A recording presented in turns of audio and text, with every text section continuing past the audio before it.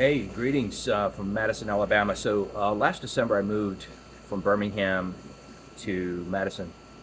I told the people, I said, just put me in an apartment that doesn't have anybody above me in a flat because hearing foot stomping above me it was getting old in Birmingham. And one time the pipes froze during winter and leaked all over and then leaked in, flooded my apartment. So I said, just put me somewhere where there's nobody above me, and they did, and it just happens to be the apartment that's right next to the brush area. And so now when I come out and smoke a cigar in the evening as the sun sets, I'm looking at this lush greenery, and there's rabbits out here, and I did see an armadillo once. I did see a snapping turtle once. I saw one snake. But I've never been around nature before, ever in my life. I've always been just a total downtown city guy. And so I'm around nature for the first time in my life. And then I look up as I'm smoking this cigar, sitting here on the patio, and I look up at these trees, and it's like, oh my God, vines, branches. They're like way high. These trees are way higher than my apartment. And I'm thinking about everything I'm seeing out here is exactly like the scripture I taught throughout all my ministry years. I always emphasized John 1:48 through 51, where Philip goes and finds Nathanael, brings him to Jesus, and Jesus says, before Philip called you, when you were sitting under the vine and under the fig tree, I saw you.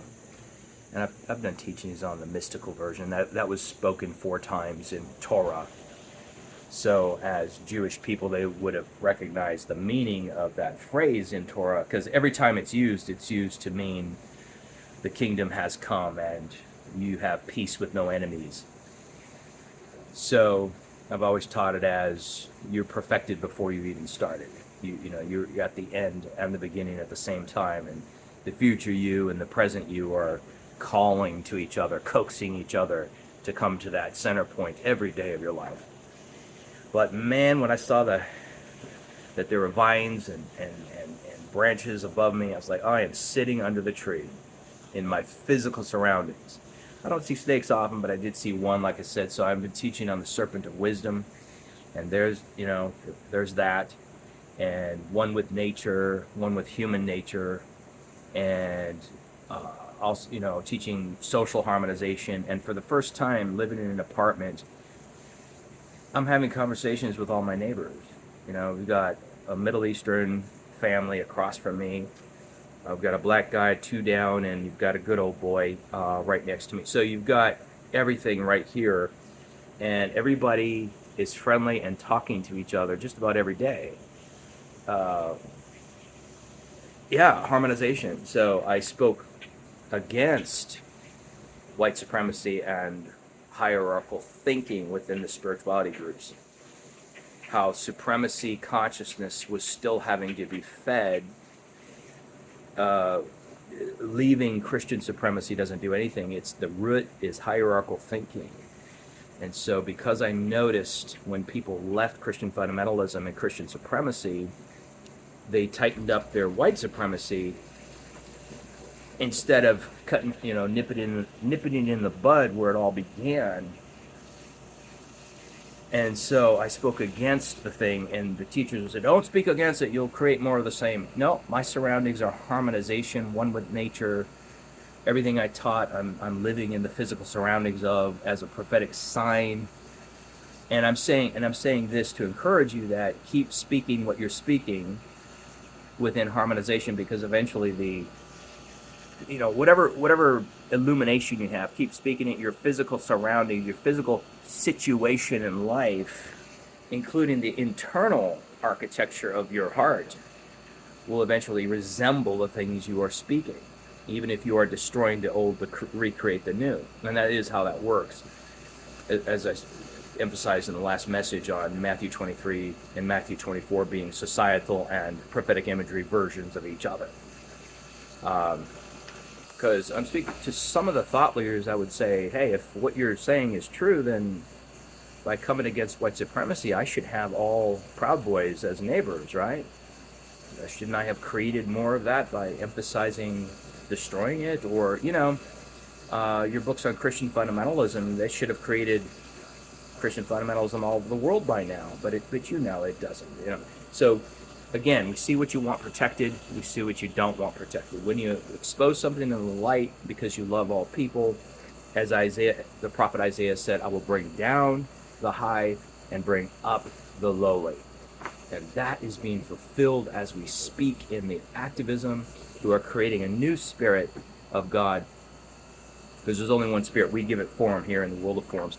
They're creating a new form, a new formation of the eternal spirit that is new to mankind. Harmonization is new to us. Maybe unless we saw it in the matriarchal age, which was more relational, but that's prehistory. As far as known history, it starts with patriarchal age. It starts with spirit, the idea that spirit created matter. When I say it evolved together, the Abba and the Imma, the spirit vision and the birthing process evolved together to create the universe, to evolve as the universe, with each planet having spirit essence within it. Humans found the spirit essence within themselves, strengthened it, but thought it was somewhere up there in the clouds, and there began polytheism and monotheism. But it's really the relationship, the marriage, is spirit and soul, spirit awareness and self-awareness. And if those two become equal, rather than the self-awareness yielded to the spirit, when they become equal, each has their proper function. The hologram of the spirit conforms your earthly nature to itself, but that's as long as that day exists, as long as that purpose exists. The path of the righteous shines more and more unto the perfect day. So as long as Luke 17:22, Jesus said there will be many days of the Son of Man. So as long as there's a purpose in that day called legalism, strict adherence to the words of Paul, Jesus, Peter, James, and John, then that spirit will lead you and guide you. That hologram will conform you to that legalistic fear of the Lord, and then that day's over. The sun sets in the west. A new day of grace begins, where instead of strict adherence in your actions, now it's constant emphasis of your identity. Identity will now produce the works of your life. Identity, the mark on the forehead, will produce the mark on the hand, which is the works that do follow. Faith is the substance. And then fortify that long enough, a new day will begin. The sun will rise in the east again, and the old sunlight will be blotted out for a new sunlight of worldview. And now you're a universalist. Now you see the same treasure in other religions, the God core in each religion. And then eventually you see the spirit of the age is kind of the same in all the religions, and so then you create a new spirit again, a new day, a new sun rises in the east to set in the west. And once again, instead of seeing it in all the religions, now you see it in all people. Now you are the activist who is, by the Elohim power, creating the harmonized world. And I'm telling you, just as I've seen nature when I became one with my human nature, I'm seeing everything, I'm sitting here smoking a cigar under the vine and under the tree, just like I taught as the metaphor for peace between spirit awareness and self-awareness, having no enemies within. And therefore you have no enemies without. But it does require the Matthew 23 work to be done to destroy the old, to bring forth the new. And then when you bring forth the new, the physical surroundings, when enough of the priesthoods of the various religions do it, when enough people on the planet click in, that Elohim power within humankind will create harmonization, and the physical surroundings, governmental laws, politicians, the society itself, gender equality, orientation equality, celebration of diversity will ensue as the very physical surroundings that you will see in the world.